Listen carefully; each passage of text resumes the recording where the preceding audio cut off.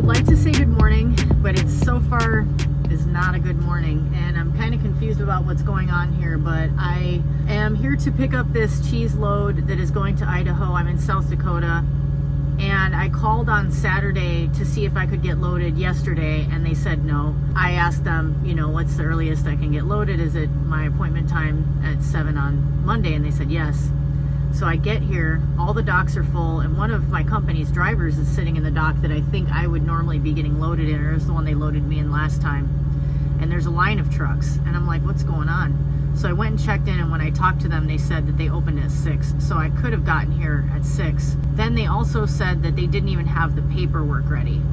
This isn't the first time this has happened where I got assigned a load, and then when I go to the company, it seems like they're not prepared, and that makes me think the load is nowhere near even staged. I've seen a bunch of drivers come and go. Long story short, I've been waiting for 2 hours already. I would think I should be eligible to claim detention because I was here on time for my appointment, but I'm stressing, and basically my clock is just going for the day.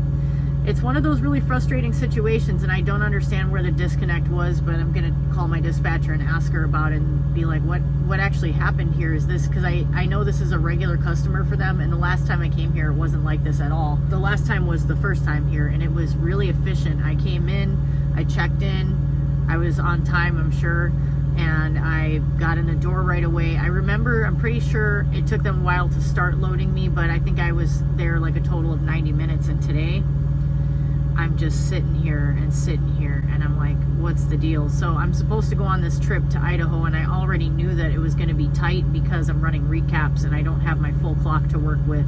It's that thing where you're ready to work and you get yourself going, and then you just hurry up and wait, and your clock is already going. And I guess if there is a positive, if I'm right that today is not the day where I had a full clock. Let's see.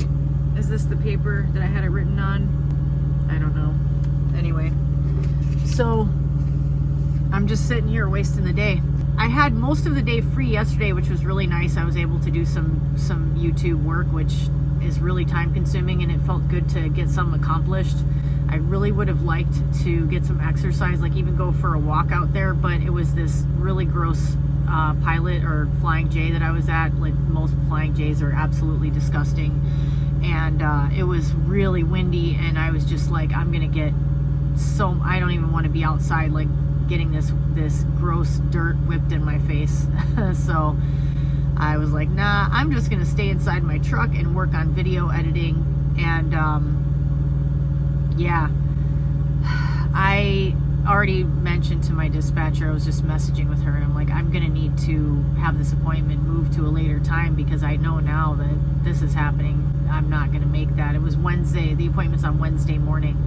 I've never driven through the mountains out west. I've never been to Idaho. I've never driven through Wyoming. I'm definitely a little bit nervous about it, and one reason why is that I will be going through areas of the country where there is no cell service and where there are limited fuel stops. So I have to make sure that I fuel ahead of certain areas. I'm trying not to get myself psyched out, but you guys who follow me know me well enough by now. My brain is psyching me out a little bit, and like today I had my alarm set for 3:30, but it was like 3:10, and my brain's like, hey,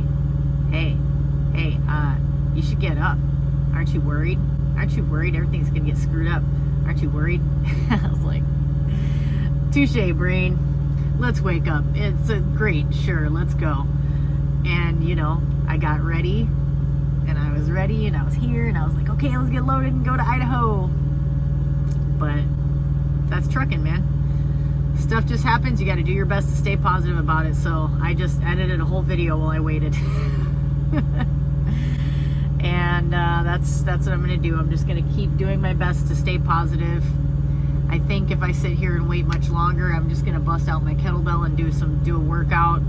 You know, who knows how much longer it'll be before I actually get in a dock door. I have no idea. So at least maybe I'll get some detention pay for it. Let's hope.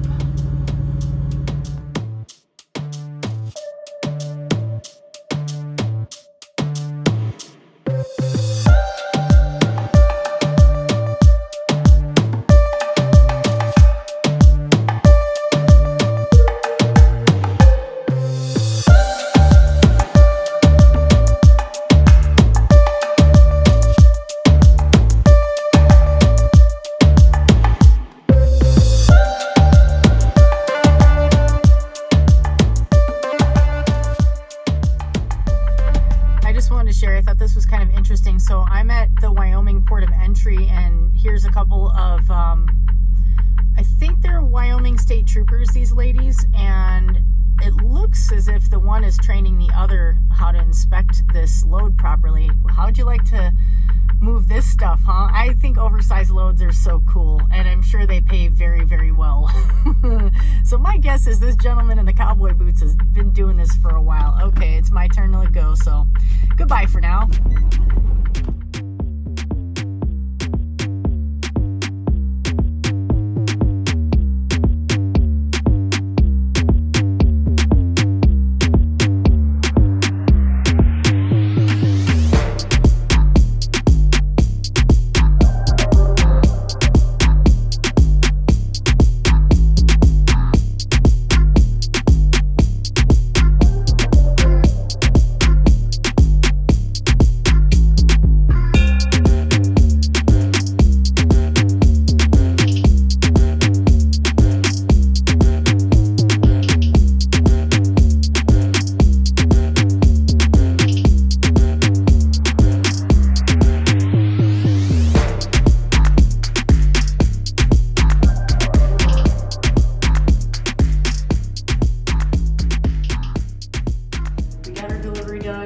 On the last leg of the trip, I'm really exhausted. I always am when I don't have a day off and just go into recaps. But I just want to show you, this is the very nice Sat Brothers shower room. I decided to splurge and pay for a shower.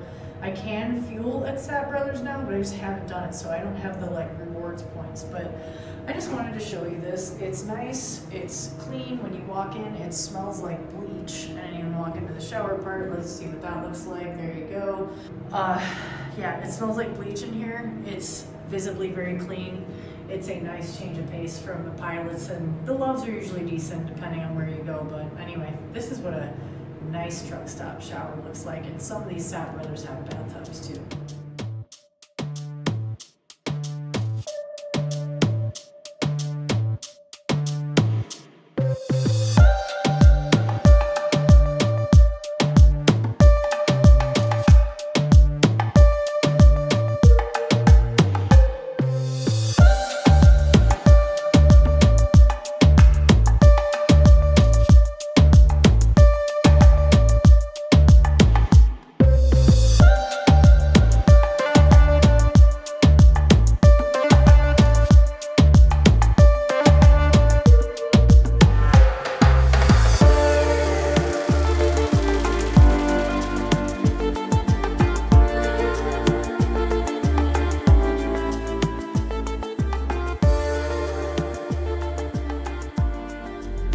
What's up, guys? How you doing? I'm extraordinarily burnt out. I drove for 10 hours and 40 minutes and 21 seconds of my 11 today, and it was just a driving day. Those days are actually a lot harder for me than days where I have stops, which I think is probably normal. I actually, because I've been out for almost 2 full weeks without a day off, even though over the weekend I had a day that I only drove for 6 hours, which is funny because it just made me think that when I first started driving, 6 hours of driving felt like a long time. But your whole endurance with driving evolves over time, and there's people who watch my channel who would not think that much of my level of endurance in driving, but it's fine for me.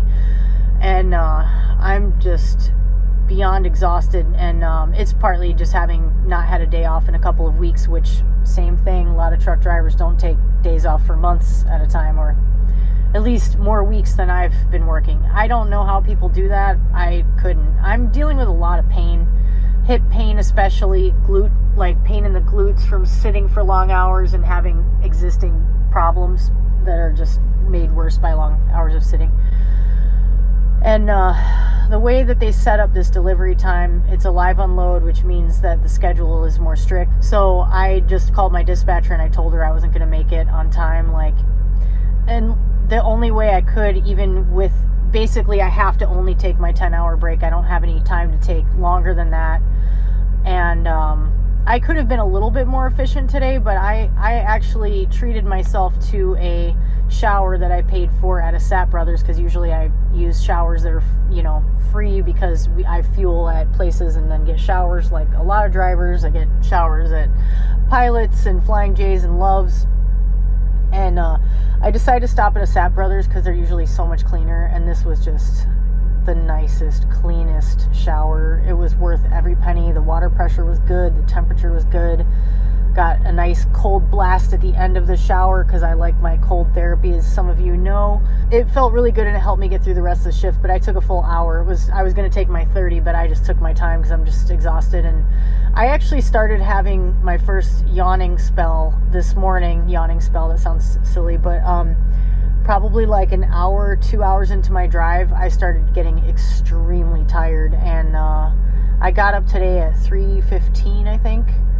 And I also wasn't thinking about the fact that, unfortunately, going back east, crossing time zones, it screws you over when it comes to parking, because I just got to this as a Pilot, I think, or a Flying J, and there were a few spaces left, but they were the tougher spaces, of course, you know. Actually, the one I ended up grabbing wasn't too bad, but I had to do a maneuver to flip myself to going the right direction to make it a side back. And yeah, I'm beyond fried. It was a long day, and if I started with taking my 10 and then starting and then driving straight through without any breaks, I could make it by the appointment time that they set up, but I asked her for a little more time than that, because I know that I'm going to need to stop, and I will have to stop for a 30-minute break because the drive is 9 hours, so I'm going to have to stop sometime within the first 8 hours and take a 30. So, I'm going to eat something. Thankfully, I already took a shower, so I'm not going to take a shower tonight. And I'm just going to probably pass out. I'm going to try to finish this latest episode of Ted Lasso and probably not even make it through because I'm fried. Yeah. And I feel so dehydrated, even though I've been drinking water all day.